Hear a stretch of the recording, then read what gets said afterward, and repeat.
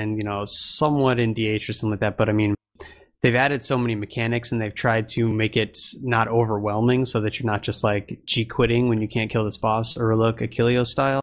That it's too over nerfed, and we sort of warn them of this in ID, right? You make it hard first, and then you nerf it, because look what happened to Macklemose. It was supposed to be hard, but it was super easy when it came out. Then they fixed the bubbles on normal mode for 1 week, and like the forums exploded with nerd rage. Like people could not believe they buffed quote unquote this fight. So if they want to play on the safe side, just forget it. Just make the last boss nigh unkillable if you want to, and then nerf it down. Everybody will be very positive on that. But if they release it as it's now and then change that second phase AoE, you're just going to get a lot of QQ. Yeah, I think I remember that Macklemose thread. I think I was trolling a lot of the guilds that couldn't kill him again for the second time. I was like, well, why aren't you guys killing him? Blah, blah, blah. And then, the third week came around and some of, X, Y, and Z guilds couldn't kill it. And, I think I put it in my signature saying, 3 out of 3 Macklemose nerfs or changes killed.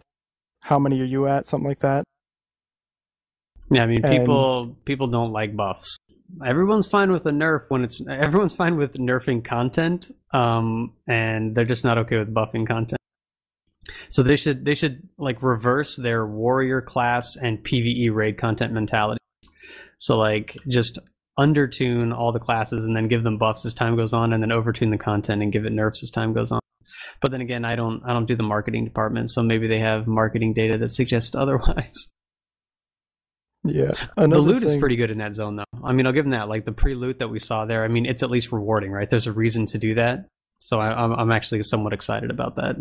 Yeah, another thing with the loot is that I noticed was 1 drop per boss. Yeah, I'm curious about that as well, and I'm seeing that same trend in the dungeons, and that makes me a little concerned, because to me that's artificial gating. So you're dedicating the time to the contents, and if you're getting 1 item out of it, like 1 purple item per expert dungeon, that's artificial extension on the amount of time it takes you to get into a higher tier raid. So I don't know how I feel about that, but then again, like we've had discussions like this before on the forums, and I think we understand the developer's perspective, right? Like we're 2% of the community, and they understand that we are going to do whatever needs to be done to get the raids down. So you can't cater your gearing to us, I guess. And so I think in this case, we are just shit out of luck. Yeah, but at the same time, I mean, we're seeing it now on Mailforge, and when Mailforge was first killed to now, how many guilds are posting, anger is still dropping, anger is still dropping. I've gotten 15 angers so far, something like that, or 9 angers in a row. And then they said, okay, fine, we'll nerf it. But now with 1 drop per, I mean, how are they going to do the loot tables? Is it actually going to be fair, or are we going to start seeing warrior drop, warrior drop, warrior drop, warrior drop? Or is it going to be different every time you go in? Like, that's what I really want to know. Are the loot tables going to be expanded and even, or what's going to actually happen? Like, I think I'd like to see something like, X amount of percentage for, belt, gloves, boots, something like that, and then a very low percentage for a second drop, like a ring, neck, trinket. But something that's not always going to happen, but at a very low rate. Yeah, I mean, I don't see the problem with 2 drops per, right? I mean, you have 10 people in there, so right now, when you go through that dungeon getting 1 drop per boss, you're not even gearing half the raid. I mean, you have whatever it is, however many slots you have in your character times 10 is the number of available slots you have to drop. And you're talking about like less than 10% of those slots are going to have a chance of being upgraded by going into this Tin Man. So the gear slowdown concerns me a little bit, especially with their statement that the second raid is supposed to come out sometime a month or something like that after the first raid. I mean, so, we're going to be raiding the second 20-man with expert dungeon drops still, no matter how much 10-man and 20-man you farm. So that's a bit concerning, but we'll just have to see how it pans out, I guess. Yeah. We got tomorrow to find all that stuff out. Starting tomorrow, we'll get to go into those raids. Depends who gets, who has the most hardcore people, quote unquote, who will get there first. But we'll start seeing tomorrow. So that's when Storm Legion comes out. And yeah, I just want to cut it there. I mean, we're already at 48 minutes. If we talked about the ranking thing, it'll take another 20.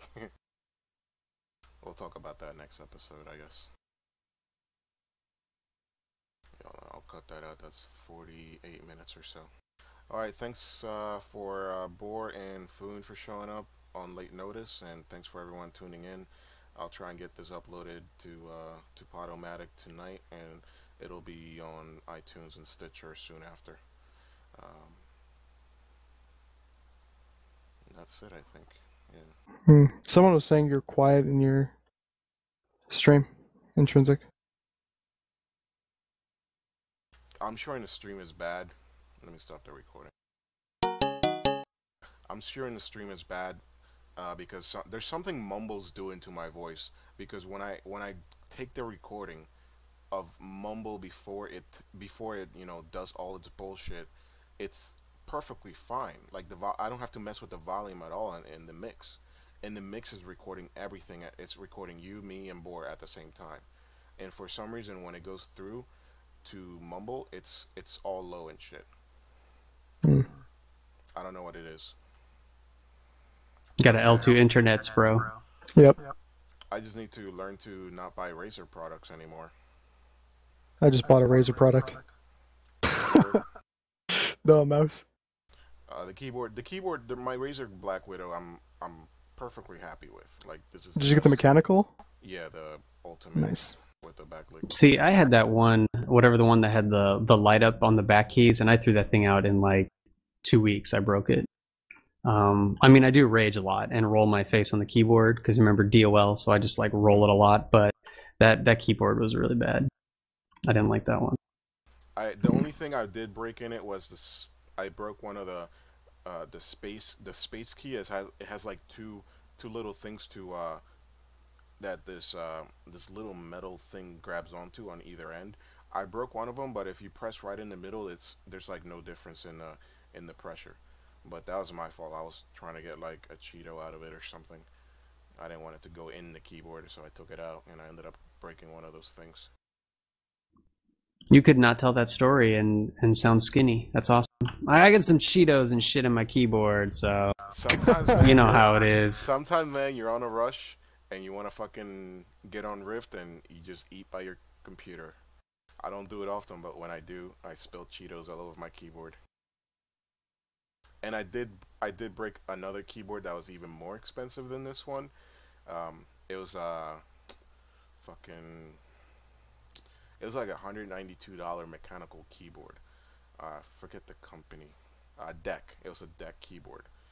And I was just rushing, like trying to get to a raid, and I'm bringing like all my dinner up to my fucking computer room, and I spilled this fucking Mountain Dew all over my keyboard. I'm like, fuck.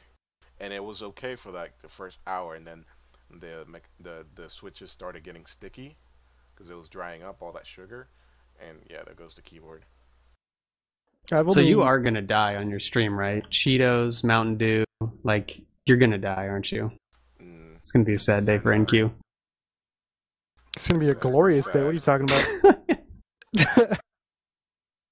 So a little bird tells me that you guys are like sandbagging everybody, and you're gonna go 7 days a week. 7 What? days a week? Confirm, deny? Yes, no? Oh my god! Where do they think that? Where are they getting that? There's an we interested have people party. in school. We have people in school, people who are committed to their jobs.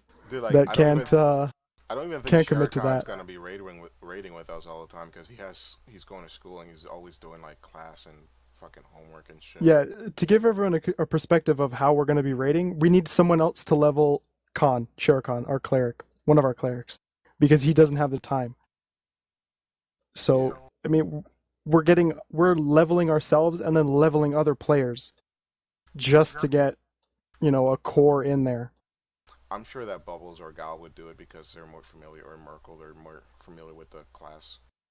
I mean, I'd be willing to do it, but I'm not as familiar with cleric right now. I'm just saying, this feels all like voodoo hard mode conclave all over again. It's impossible, guys. It's impossible, I promise you. Mathematically impossible, guys. Look, Don't worry, we're just gonna go in there and do it anyway. I'm sure that when stuff comes out, everyone's gonna be so pumped that they'll, we'll do the whole how many hours you guys rated Firewing for. Like, I'm actually looking forward to something like that.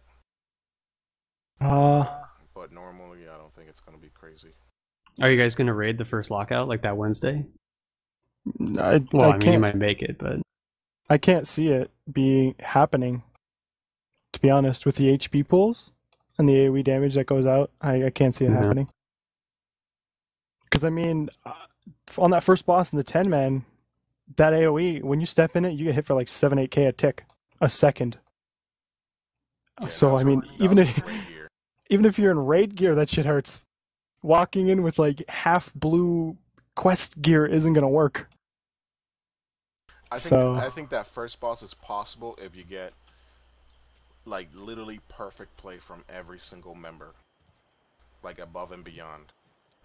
But the first 10 people that hit 60 might not be our best players. The first 10 people who hit 60, like, it might not even matter, because I mean, you kill the one boss and you might be able to kill Cyril as well. I mean, I think the tank damage might be too much in the toughness requirement, but like, even if you do have the DPS to get past that first boss, it's not really rewarding. One piece of loot on the first day? We just gotta lock up our kills because we're out for 5 days basically. So we have like, I mean, even if we had every available raider that was like not like, most of our raiders will not be anywhere near their computer for like 3 or 4 days. So I mean, we just have no shot. So we got to do whatever we can on that Monday, Tuesday to get ahead of the Euros. Yep.